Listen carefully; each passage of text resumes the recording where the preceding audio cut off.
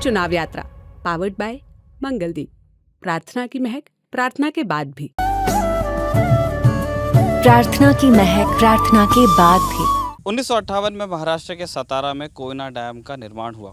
इस डैम के पीछे बड़ी संख्या में ज़मीनें डूबी, सतारा ज़िले की, उसके निकटवर्ती अन्य ज़िलों की, और तमाम परिवार उठ करके अलग अलग जगहों पर भेजे गए। कई परिवार नवी मुंबई का जो इलाका है, पालघर का इलाका है, उस वहाँ बसे हुए हैं।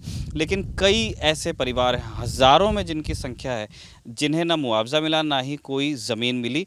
इन्हें अपने बलबूते पे अपने गांव दोबारा बसाने पड़े। जहां उन्हें ज़मीन का छोटा टुकड़ा मिल जाता था, वहां पे वो इस तरह के गांव बना लेते थे। फ़िलहाल हम मिरगांव में खड़े हैं। ये सतारा ज़िले में ही आता है। जिस तहसील में हम हैं, उसी तहसील में ये बांध भी है। आप सोचिए कि ये उसी तहसील में लोग रह रहे हैं, लेकिन किस हाल में रह रहे हैं। ये उजाड़ घर हैं। हम आपको गांव के अंदर भी एक टूर कराएंगे कि ये जो विस्थापितों के गांव हैं, जिन्होंने महाराष्ट्र की सो कॉल्ड भाग्य लक्ष्मी के लिए अपने घर दे दिए, अपनी खेती की ज़मीन दे दी, और जब ये सब हुआ तब भारत के प्रधानमंत्री पंडित नेहरू थे, और आज भारत के प्रधानमंत्री नरेंद्र मोदी हैं। उनके भी 2 टर्म्स पूरे हो गए हैं। लेकिन जो त्याग था इन परिवारों का, उसके बदले इन्हें अब तक क्या मिला है, वो अभी इस वीडियो में आप देखने वाले हैं। दादा, क्या नाम है आपका? सचिन कदम। अच्छा सचिन जी, जैसे ये एक मिरगांव में हम लोग आए हुए हैं, ये किन लोगों ने बसाया है? वो लोग जो अंदर थे उनको कुछ मिला नहीं, तो खुद उन्होंने इधर आके खुद के पैसे से थोड़ा सा घर में था, उससे ये जगह लेके इधर रहे। उनको कुछ भी मिला नहीं है, सरकार से कुछ भी मिला नहीं है। अभी 65 ईयर्स हो गए, फिर भी अभी तक कुछ मिला नहीं। इतने दिन से वो आंदोलन कर रहे, सब कर रहे, फिर भी अभी तक कुछ भी नहीं मिला। तो ये आप बता, ये जो ये कंस्ट्रक्शन है, ये कब किस समय पे हुआ है? अभी 2-3 साल हुआ है। अभी का पहले कैसे पहले सब ऐसा घर था, ये जो दिख रहा है ऐसा सब ऐसे ही रहते थे। अभी ये 2-3 साल में ऐसा इधर उधर थोड़ा सा अच्छा घर हो गया है, नहीं तो सब पूरे झोपड़ी में रहते थे अभी तक। तो ये धीरे धीरे लोग अपना बना रहे हैं। मैं अब हम आगे हो जाएंगे। प्रशांत हमें फॉलो कर लेंगे, क्योंकि गिर जाएगा प्रशांत, इतनी बुरी स्थिति है यहाँ पे। आप देख लीजिए ये गांव विस्थापितों का कैसा है। ये नाली है, इसमें कौन सा पानी बह के कहाँ निकलता होगा, आप कल्पना कीजिए इसकी। और ये सार्वजनिक नल है, इसमें ये पानी के लिए ही ये गांव विस्थापित हुआ है। देखिए इस गांव को पानी सप्लाई कैसे होती है। ये यहाँ का सीवेज सिस्टम है, यहीं से बहते हुए सारा गांव का सीवेज बाहर जाता है। देखिए कितनी सुंदर व्यवस्था है। तो अब हमने आपको गांव दिखाया, हम आपको उन लोगों से भी मिलाएंगे जिन्होंने इस गांव को बसाया है और जिनकी ज़मीन अब डूब में है, जो बांध का जो कमांड एरिया जहां उसका पानी रुका हुआ है, कोयना डैम का। काका, क्या नाम है आपका?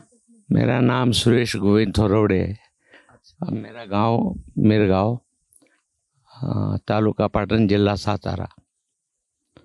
काका, आपकी उम्र अभी क्या हो गई है? अभी 73 एज हो गया मेरा। जब आपका गांव प्रकल्प में गया, कोयना बांध में गया, तब आपकी उम्र क्या थी? कुछ 4-5 साल का होगा मैं उस टाइम। और कितनी ज़मीन थी तब आपके परिवार में? कुछ 3 के 4 एकड़ कुछ थे, हमें कुछ पता नहीं। हाँ, क्योंकि हम लोग छोटे छोटे थे। आपके पिताजी के ज़माने में? पिताजी के ज़माने में। और जो कुछ मिला मुआवजा, वो भी उनको ही पता, हमें कुछ पता नहीं। और यहाँ आने के पहले हम लोगों ने ज़मीन अपने खुद, जो गांव वाले थे, वो सब मिलके यहाँ हमारे मेहमानों की ज़मीन ले लिए ये रहने के लिए। और बाकी तो सुविधा गवर्नमेंट ने कुछ भी नहीं दिया हमें। तो उस टाइम पे, जैसे अभी आपको पूरा तो नहीं याद, लेकिन मैं जाना, कितने रुपए एकड़ मुआवजा था तब? कुछ 30-35 रुपया कुछ एकड़ का सुनने में आया था। तो वो पैसा कहाँ गया फिर? वो पैसा मिला कि नहीं मिला? उस टाइम कुछ मिला इतना तो पता है, लेकिन अभी उसका क्या किया वो हमारे पिताजी को ही मालूम। उस टाइम तो हम छोटे थे। बाकी तो कुछ सुविधा तो अभी तक तो कुछ कोई भी गवर्नमेंट ने किया नहीं। तो ये मिरगांव कब बसाया गया, जहाँ पे अभी हम लोग हैं? एक करीब 55 हाँ 58 या 59 में, 58 में शायद हम लोग आ गए इधर में। 58 में तो जन्म पूरा हुआ ना, उसके बाद आया 89 में, 59 तो ये जो घर यहाँ पे बने हुए हैं ये आप लोगों ने खुद बनाए हैं? ये हम लोगों ने खुद यहाँ के बनाए। जब इधर आने के बाद जब जगह ले लिया उसके बाद मकान हम लोग हर घर में अब जो भी थे उन्होंने अपने अपने पैसे कुछ डाल के अपना अपना घर बनाया। तो ये भी एक मिनट, एक काका क्या नाम है आपका? गोविंदो निबा थोरवड़े, अच्छा, आप भी ये मेरे गाँव की? मेरे गाँव के। हाँ, आप बता रहे थे कि जब डैम हुआ तब आपका गांव यहाँ पे है? 59 पे। 59। हाँ, तो और भूकंप? भूकंप 67 में।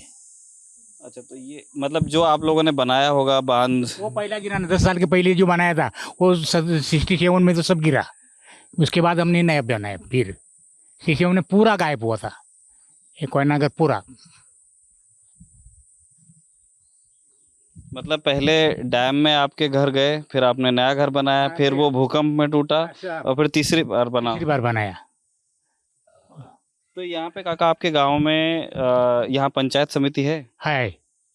तो आप लोगों ने, आपकी जो ये पंचायत समिति है, मैं देख रहा था गांव में आपके नाली नहीं, रास्ता नहीं, नल नहीं। अभी 2 महीने के पहले अभी चालू किया। तो काका ये इतनी बुरी अवस्था क्यों है? सातारा मतलब शरद पवार का जिला है और आपके उदयन राजे भोसले जो अभी मतलब वो बीजेपी से चुनाव लड़ रहे हैं, बड़े बड़े लोगों का जिला है।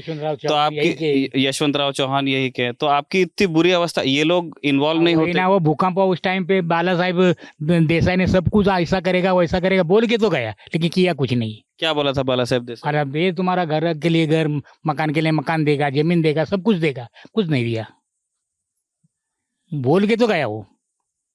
अच्छा, मतलब आपने बाला साहब देसाई के भरोसे पे जमीन दी थी? हाँ, ना जमीन तो हम खुद ने लिया, लेकिन उस टाइम पे दिया था, तुम्हारा ये जमीन छोड़ो, हम तुम्हारा दूसरा जमीन दे देगा, ऐसा करेगा वैसा करेगा, खाली बोल के गया, किया कुछ नहीं।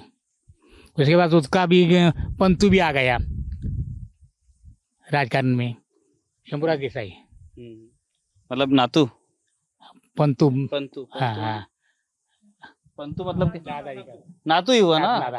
हाँ हाँ, मतलब ये कह रहे हैं कि बाला साहब देसाई के अभी पोते, मतलब तीसरी पीढ़ी उनकी पॉलिटिक्स में है, लेकिन उनका बाला साहब देसाई का जो वादा था कि घर के बदले घर और जमीन के बदले जमीन, वो पूरा नहीं दिया। तो फिर आप लोग मतलब इस बार अभी चुनाव आने वाले हैं काका, आ ही गए, ठीक है, तो आप लोग फिर किस हिसाब से अपना वोट डालने वाले हैं, जब आप कह रहे हैं कि किसी गवर्नमेंट ने कुछ नहीं दिया? उसको जिसने से कुछ नहीं दिया उसको तो हम नहीं डालेगा, जो आगे कुछ करेगा उसको देखेगा, लेकिन उसको तो नहीं, इसने हमको धोखा दिया उसको हमको नहीं करेगा। अभी 4 साल में हम इधर मोर्चा बैठ के जमीन के लिए बैठा हूँ, 4 साल हो गया, 3 बाद तुम्हारा सब इलेक्शन चेंज हुआ, उसने भी ऐसा करेगा सब बोलता है, लेकिन ये कुछ नहीं। अब इस बार तो हम किसी को मतदान नहीं करेगा, किसी को वोट देने किसी को नहीं, जो हमारा काम करेगा उसको देगा।